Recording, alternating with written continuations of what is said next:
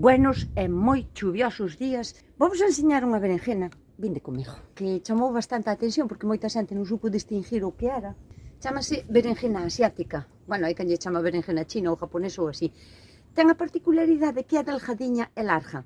A súa comida non sabe tanto, digamos, a berenjena como a outra, haina que coller cando está violeta e brillante e non cando empeza a tornar un pouquiño como máis opaca e grisácea. Non ten tanto amargor na piel, co cal é unha berenjena que se pode usar xa directamente en salteados, en tempura, é moi guai para facela á brasa. Os seus coidados son parecidos aos da outra berenjena, o que pasa é que esta é moitísimo máis produtiva que a outra. Falle falta sol, porque é unha solanácea, co cal temola que ter a sol directo, pero o bo que ten é que dá moitísimo máis fruto que a outra.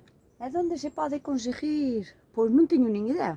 A verdad que eu un día fun á tienda onde compro as plantas para plantar e estaba ali, eu xa a conocía, pero nunca a vira aquí a vender, tampouco me preocupaba moito, pero xa que a tupín, pois collina.